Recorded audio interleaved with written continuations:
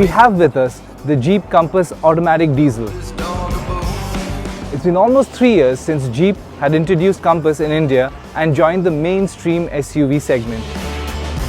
The Jeep has been a runaway success and has managed to sweep both buyers from the segment above it as well as below it. Now this SUV has managed to tick all the boxes except one by not offering an automatic diesel variant.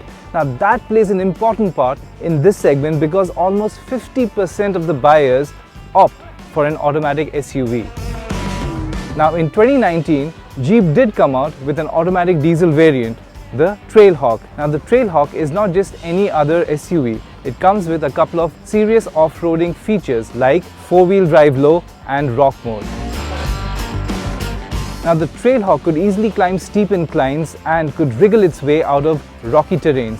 But as it was priced in the 27 to 28 lakh region, it didn't really make that much of a mark in the market.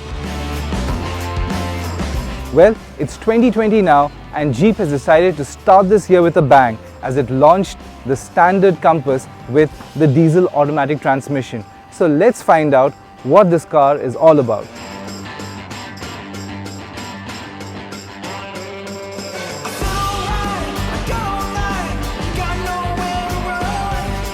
Now when you enter the cabin, the first thing that catches your eye is the panoramic roof. Now we'll get to the features later, but let's first find out how the 9-speed automatic transmission is mated to the 2-liter diesel engine. The Compass diesel engine has never been the most refined in the market, and even now the gruff of the engine is quite prominent. Jeep could have actually done something about insulating it and making it a bit better. Now coming to the 9-speed automatic transmission, it is a bit lethargic in nature. It doesn't upshift as quickly as you would like. It does a decent job in slow-moving traffic, but when you want to gain some speed, well, then it takes its own sweet time. On top of that, let's not forget the prominent turbo lag. But when the engine hits the mid-range power, that's where it comfortably cruises. Now when compared to the BS4 manual versions, well, the BS6 is a lot more milder and linear. It is not as forceful and dynamic, but still gets the job done.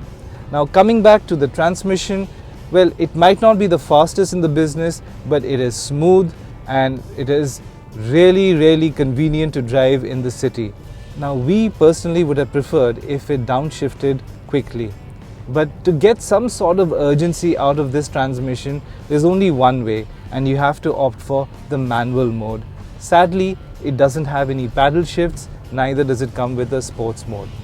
The on-road driving dynamics of the Compass has always been impressive, and this is due to the phenomenal suspension setup and the feedback the steering wheel provides. Now even when it comes to ride and handling, it is a segment leader.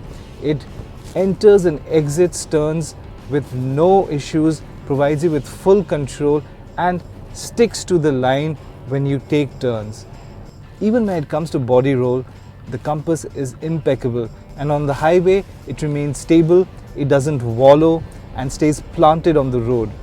Now coming back to the cabin itself, the fit and finish and the build quality is somewhere in the region of the German car companies. It is that impressive. Now the Compass also comes with a bigger 8.4-inch Infotainment System touchscreen. As you can see, the pictures and the colors are crisp and bright, and it is extremely user-friendly to use. Now coming to the cabin space, it's fairly adequate, but if you are over 6 feet and sitting in the back, well, then you might feel a bit cramped. Keeping in mind that now it comes with a panoramic roof, so your headroom would be a bit limited as well. But talking about the seats, they're extremely well contoured and provide excellent support and comfort both for the front row as well as for the rear. Now in terms of visibility, the driver's seat offers incredible vantage point. The same cannot be said for the passenger sitting in the rear because the thick C-pillar does tend to block the visibility.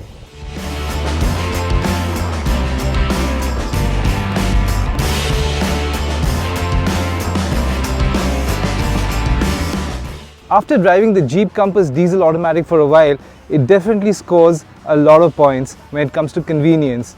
The automatic gearbox, it is a smooth operator. It might not be the fastest in the business, but it does the job well.